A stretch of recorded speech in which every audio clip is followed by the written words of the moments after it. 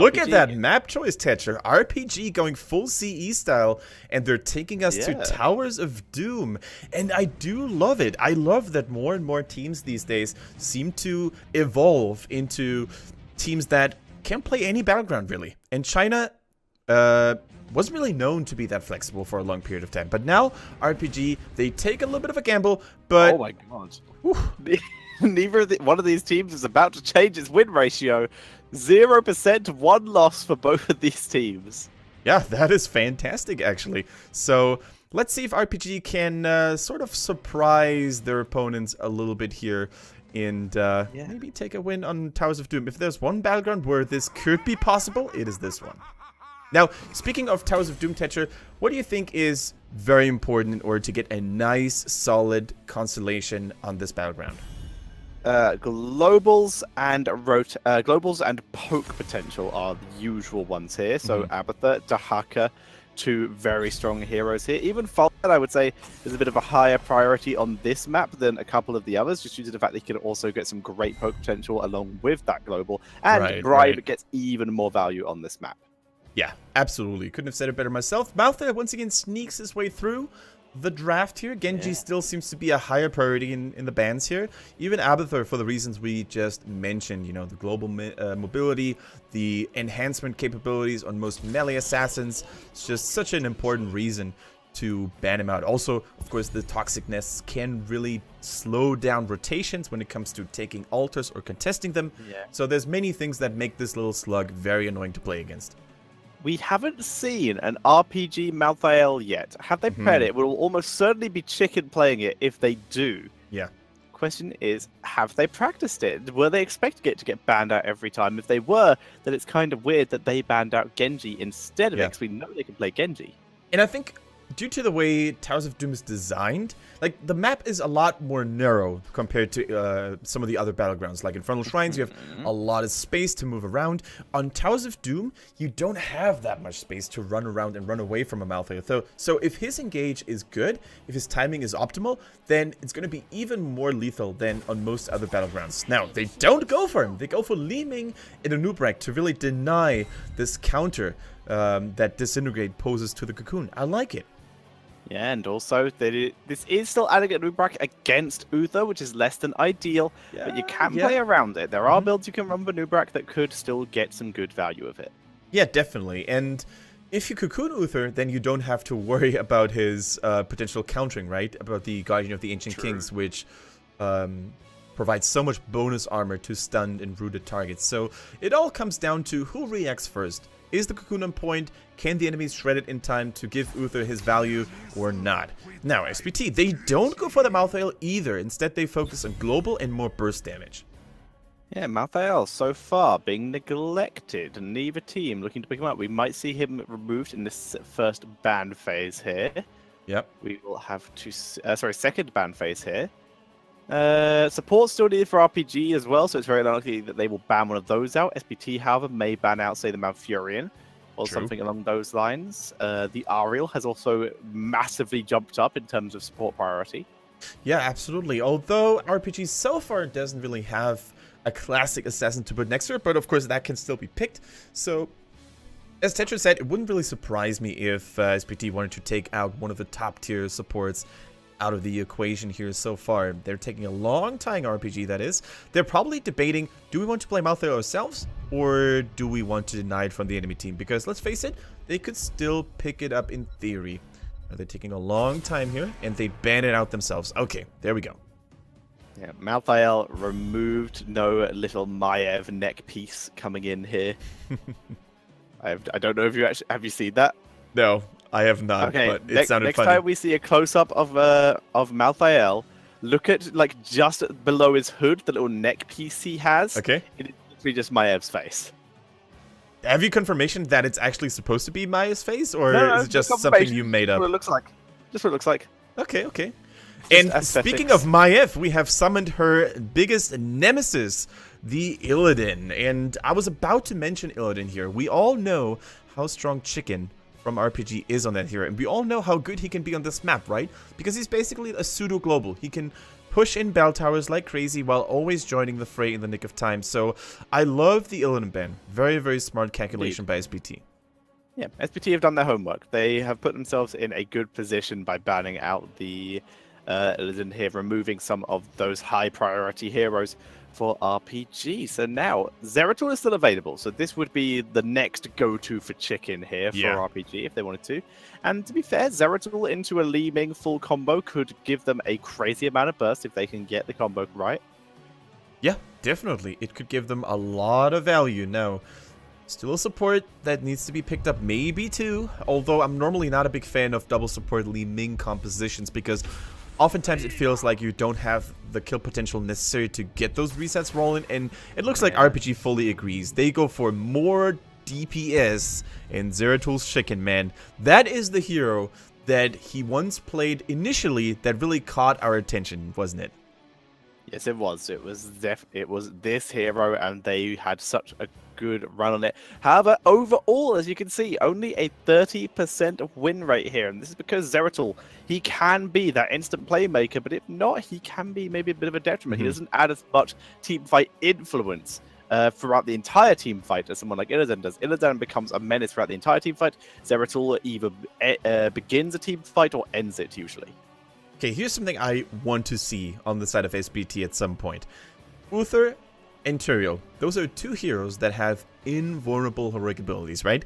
And if used well, and if needed, you can actually use one of those heroic abilities and channel an altar to win the game. I don't recall which game it was, but some teams refused to do it despite the ability to potentially win a game. I think it was in NA and I think it was Tempo Storm, but I'm not 100% sure. Still, we go for more invulnerability, speaking of it, and they go for Medivh, SPT that is, and boy, that is one of the best battlegrounds Medivh can hope for. It really is. Really strong hero, and we get the Muradin Misaka getting back onto a good old classic here. Yeah, definitely. Muradin's Misaka, only to be rivaled maybe by Noblesse's Muradin, but Noblesse, of course, is no longer playing in the HCC. Unfortunately, always a nice player to observe, especially if you're a warrior main. You could learn so many things from his aggressive yet calculated playstyle. But Misaka, man, if you want to become better at warriors, you better watch this guy. We saw his average damage numbers, we saw his key player status, we saw his win rate on the Muradin. It's just super, super solid. Okay. Right wing to finish up here. I like it. This basically allows you to turn any lane into a 3 versus however many people are already there lane very quickly, because you should have the Falstad, Li Ming, and the Anubarak laning all separately. Yeah. And then you can have Zeratul rotate around. Brightwing will usually lane with the Li Ming, keeping her nice and sustained. But the second Zeratul roams to either the Anubarak or the Falstad, then Brightwing can teleport to Zeratul, which is hard to see because of the invisibility, and they're able to get the surprise 3 versus 1. Now, we see RPG relying on a couple of heroes that do not really convince us with good win rates. Zeratul, kind of underwhelming. Brightwing, 20%. Do you think that this is a mistake, Tetcher, or do you think that RPG simply wants to execute their own game style? I don't know. Like, RPG, their comp looks very RPG-esque, I think. Like, the Zeratul especially stands out as... Right now, it appears that Chicken has a two-hero build, which is an unfortunate thing to say. He's really, really good at those 2 heroes. I'm just curious what will happen when eventually one team just bans out Illidan and then first picks Zeratul or vice versa. Yeah. I mean, we talked about it earlier. Chicken doesn't seem to be comfortable on the Malphite Gate. Otherwise, they may have actually picked him. So could that limit it? Has he played anything else? I can't remember. Has he played the likes of Dehaka? I don't remember on top of my head. So I'm loading it up now. I shall find out while we are waiting. Yeah. But can this limited hero pool be a problem for RPG, and can they win with such an unusual team comp? We're gonna find out here in Game 1 between SPT and RPG.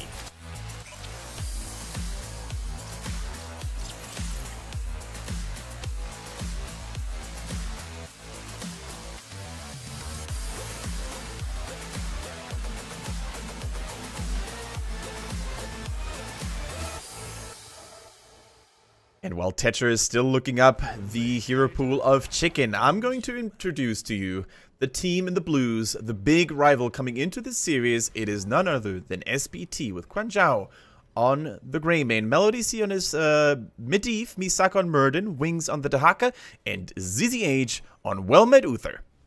Whereas on the right-hand side, it is going to be RPG with Chicken on Zeratul, Wang on Anubarak, Sar on Brightwing, Infinity on Falstad, and Loktar on Li Ming. And I've just looked up, yes, he has. He actually played a lot of Ragnaros, that now that I've mentioned it, is very easy to remember.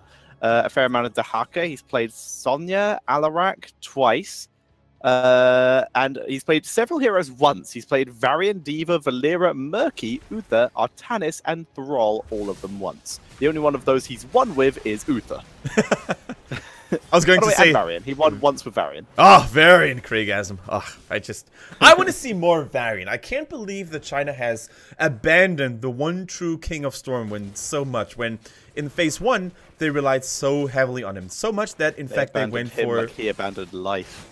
Oh, don't you get me started here on this one, Tetra. we can talk about the noble, heroic death of Varian and the filthy, dirty death of Vol'jin all day long. But that would probably just make many people angry because I know my chat is horde aligned. Look, some people actually have some semblance of strategy in terms of keeping the armies together so that they can turn around and fight another day. I think you're just gonna continue solo casting. I mean, Sure. Well, either way, solo casting or not, is that viciousness coming in for Greymane? Let me level 1 there. double check here. I don't think that's full part. No, I think it's viciousness indeed. So there will be a cooldown reduction happening for the attack speed. Good stun, Wang, preventing the jump. Is it enough? Wow!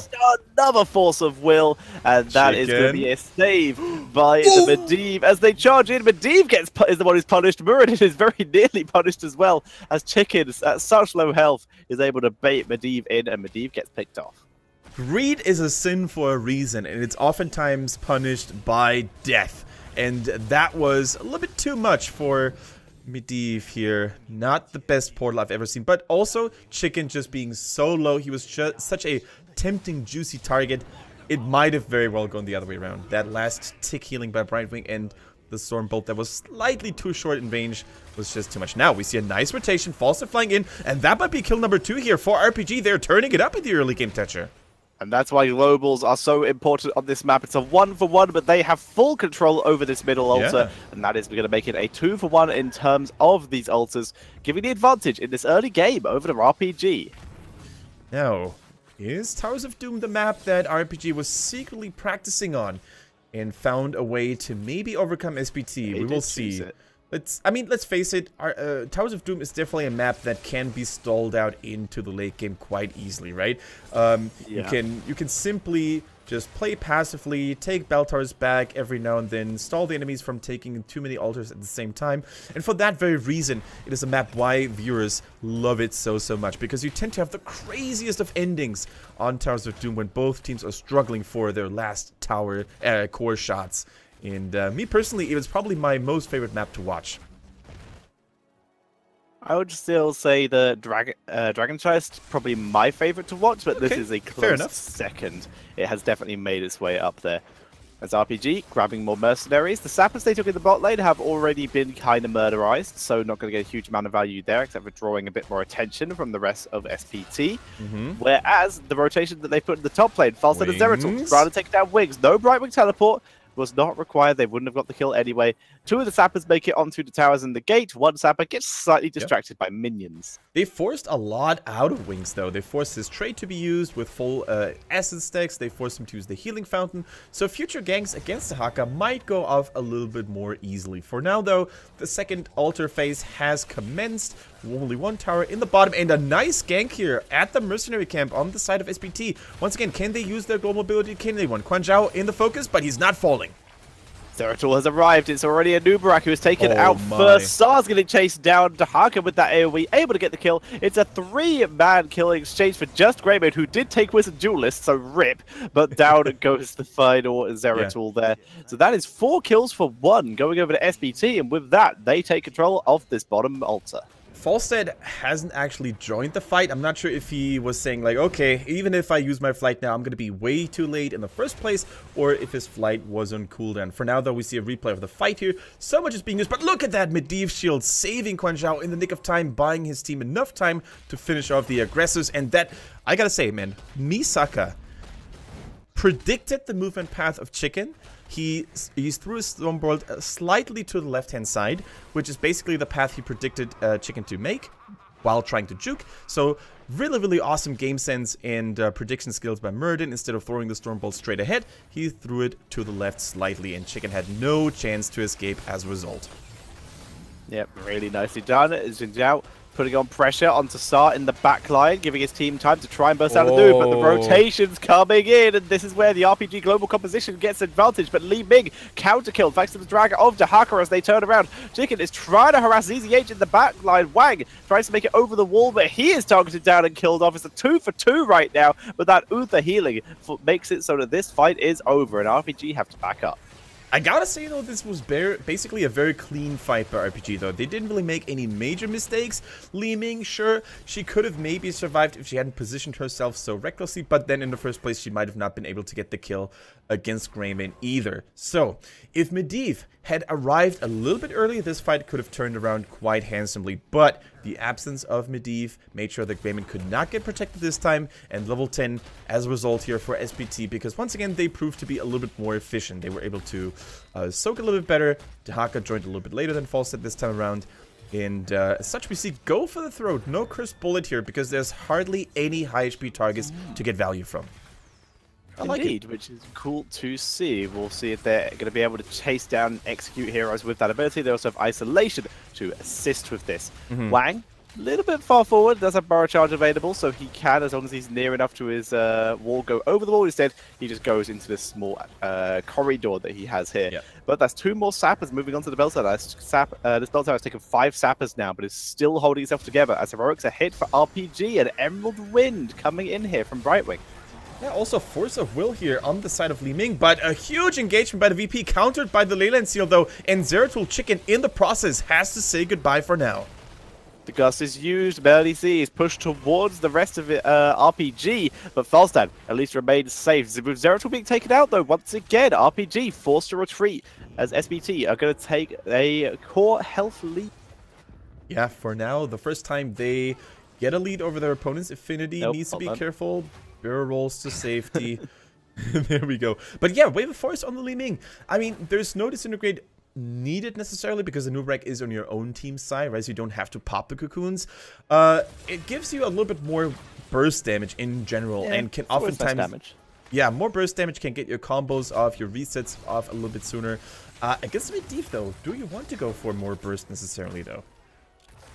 That's true. The extra burst could be a bit of a problem. It does also, like we said, give a control and disengage. I believe it interrupts the drag, so that might be the main reasoning here. Wings getting chased down should be able to make it to freedom quite easily. But yeah, the Wave of Force giving themselves a little more protection. Like I said, the burst is a bit more of a problem against Medivh, especially if he's able to Force of Will with that reabsorption. But overall, this should be fine. Bell Tower, though, taken in the bot lane with 2 sappers remaining. Yeah, 2 sappers still remaining. Those could, of course, inflict direct core damage. That's exactly why Wang needs to reinforce this defense here. They don't want to let those go through. There we go. Falstad also flying in, attacking Guan Zhao, but he's protected by the Divine Shield. There we go. There was one left that they sort of ignored for a second. They're finally finishing that off. The Force of Will keeping Xin Zhao alive. In comes the teleport. VDP separating out the Muradin as they try to focus down. Leyline Seal denying, though, catching 3 members. And one of them, the Brightwing, is isolated here. So she is getting focused down. It finally pops off. Emerald Wind keeping Brightwing alive as the SPT health bars begin to drop low. Faster with the nice barrel roll. Kiting Misaka. Good for RPG. As much as he can, they get the first kill onto the Dahaka. But Falstad is finally picked off by Misaka. Misaka falls in the process, though. He was a little bit too deep in the ranks here for RPG, and for the first time, they get a favorable trade in this game, despite being a talent down. Well, before the team fight started, it was still a 12 versus 12 anyway, but Falstad, of course, the moment he respawns, he can use his flight to pop back right at his ally's side. Look at the global. Brightwing back in the fray here immediately after as well, but that bottom bell tower in possession for SPD could be a little bit of a problem here for RPG, because it doesn't really give them that many retreat options. Yeah, the bottom bell tower is in a terrible position for them because they, like you said, they can't retreat, and that's even worse considering that one of these sets of bell towers was in that bottom area. So they decided instead to abandon it and trade, but they trade inefficiently because of that bell tower. So overall, even though they win the fight, RPG coming out worse. Yeah, exactly. And that's, of course, the importance of playing the map here. Getting the bell towers. And as you said, SPT, despite losing the team fight, still coming out on top here. Because they got 5 shots in, whereas RPG only got 3. But still, 29 to 23. We expected it to be a little bit more one-sided, to be honest. I think RPG is actually holding on very nicely here and fighting back very valiantly. Indeed, they're putting on a good match. Like we said, they're holding the line for the moment, taking lots of fights. Falstad flying up to the top lane to meet up with Dahaka so that they could soak some counter XP. Zeratul split pushing mid. They know that they will get this bell tower at some point or another, so they're being patient. There's no altar yet available, so they don't need to all in it. They wait for SPT to move, and then they're able to move in and take it without risk of death. Yeah, I like the call by RPG here not to go all in, trying to gank SPT while they're doing the zappers. Instead, they focus on the bell tower first, because having those is way more important than potentially losing a team fight at the mercenary camp. So good job by them. They're now trying to just defend against the zappers so they don't lose that much bell tower health anymore. Only one getting through. So RPG for now is Gucci. Now, I don't really know what the 9 means. We're gonna have to ask production. I'm hoping that's not the total career kills as we've been seeing for other players, or total career takedowns. If so, that would be really embarrassing. But it is almost certainly not. As we do see SPT moving on to the camp, we will have to ask production what that one means. Exactly. We're gonna find out ASAP, guys. But Misaka, man, he's such a good player. It has to be something positive, I'm sure. Like he's just maybe it's just his look. Yeah, 9 out of 10. Yeah, 9 out of 10. Love it. Okay. He got that style. Muradin finds, threads the needle, stuns onto Sa, but with the Anubarak follow-up stun gives Sa a chance to escape. Quan Zhao taking a lot of damage here, and guess what? If Uther is channeling, he can't really heal his allies. In the meantime, Chicken proves to be quite annoying. Goes for the VP in here. Brightwing is probably going to get that channel through if the Gust is on point. Oh no. The Gust is landed, separating everyone out. The Gust is... Wind is good as well, but the Burrow Wings able to stay alive for now, but finally focused down. But Misaka is now really deep into the backline, and with that go for the throat, Jin Zhao is able to pick up the Falstad Divine Shield, keeping him alive as he tries to get on Zeratul. But Zeratul with the extra movement speed, the boss is aggro. Get out of there, guys! As Sa is finished off, and SPT turning it round. Good ley line, setting themselves up for Misaka jumping into the backline and picking off the Zeratul. Never lucky. And you know what triggered him? It was the Burning Rage by Anubarak. When you get too close to the boss, your passive fiery aura is going to trigger him, and the aggro is always going to be directed to the team that first attacks him. So the boss delivering a couple of mighty blows, sealing the fate here for RPG. It looked good in the beginning when they took out Dahaka, but I still don't know if it was worth it to use all of the heroic abilities just to secure a Dahaka who still has so many self-defense mechanisms to really buy enough time for his teammates to arrive. The self-healing, the burrow, it was all a little bit too much for RPG to get a swift kill. Yeah, I'm not so sure either. Right now, though, we did just find out that there are 27 stacks available for that Master's Touch. And because Greymane survived that fight, he's also managed to get a couple stacks of his Wisdom Duelist. I did not see, however, how many of those they had. Yeah. Also not able to kill off the Sapper before it does some more damage to that tower. Ooh, and that's exactly what Loktar needs to be on the lookout for. He aggressively E'd in to get some damage with the dominance in here, but it was not enough because Melody was like, yeah, I'm just gonna drop my shield and I'm all saved up and I'm all protected. And oftentimes when Li Ming players go for these aggressive plays involving their teleport blinks, it can really backfire. So fortunately for Loktar, there was not enough lockdown available for SPT to immediately retaliate. But look at Chicken, he's on the hunt, but once again, Melody C says not today. He even ley lines here, playing a little bit safe. His team was nowhere near the rotation. This does delay the rotation though, and gives chance for ZZH to try and escape. With this bell tower still available for SPT, they are trying to retreat through it. Low. Here comes Dahaka. Gust actually puts ZZH in a more preferable position here. If it were RPG's bell tower, it would have been a different story, but you don't want to push them deeper into their own defenses here. Big misplay by Infinity. But they are trapped in between RPG and the Death line, which is less ideal. But RPG, they're like, oh, this is actually a really bad idea. So they're going to pull back and get prepared for these altars. Infinity, man, that was... I think he was definitely on the wrong page here. I think he thought that it was still their own bell tower and he would have made a good play there, but he just saved the entirety of SPT, unfortunately. Now, at least they have a good position to dismount their chasing opponents, to buy themselves a little bit more time to potentially get an altar, but once again, they're down one bell tower, so even if they get both of them, it's only going to be 6 shots. Yes, it will. So they are in trouble. They're still trying to get both, though. They're not committing to that bot clear. They've already grabbed one. So now it's just going to be a full team fight. Both teams at even talents, but a 2-level lead for Super Perfect Team. Void Prism isolating out Greymane as they move in to try and kill off Misaka. But he's Muradin. He's so tough. Go for the throw into the backline, trying to kill off Affinity, but he's gusted away here. Giving RPG this time, but it's Li Ming who is already blown up. Greymane moving in, dropping crazy damage onto Anu, who has his armor reduction thanks to Dahaka. And this is a massacre coming in here by Super Perfect Team. Wow. It's still a 3-for-1. Medivh dies, but he's already finished his stacks. 4-for-1. Brightwing the only survivor.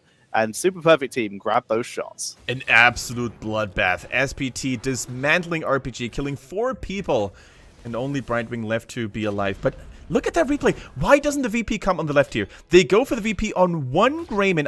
Unfortunately, it was a little bit later. Yeah. It was earlier, yeah. Yeah, it was early. But that VP, Tetcher, if it had been dropped on the left-hand side, he could have zoned out every single team member to help the Greymane in need. But instead, he went for the isolation move on Greymane. But who did they focus afterwards? It was the Muradin. The Emerald Wind was only landed on Muradin, so if they had shut down Muradin instead and focused on the Greymane, who was basically served on a silver platter already, they could have maybe won the fight. So those split seconds really make a big difference when you're panicking sometimes. And I think Chicken this time around was not sure where to drop the VP. Big misplay in my opinion.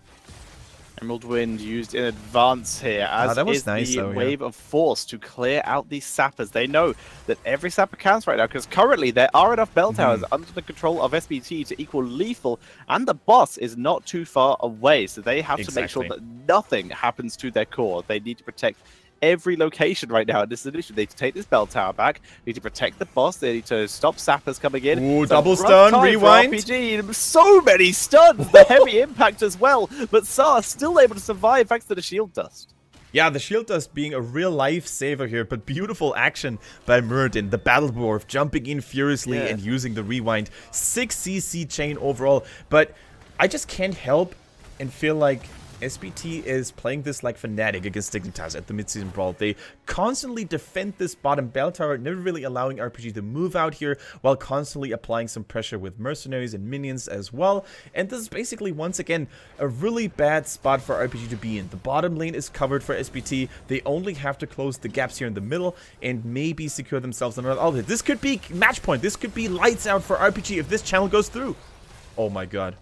Oh my god, it goes through! Seal, the channel goes through. Doesn't matter, even though they're going to probably win the team fight, they still turn it around. Nicely played. The SPT takes game number 1. Game number 1 goes over to SPT, and they played this map so well. Despite it being RPG's choice, they definitely showed that, you know what, guys? You can't surprise us. You can't catch us off guard. We're such good of a team. We can play any battleground and win it.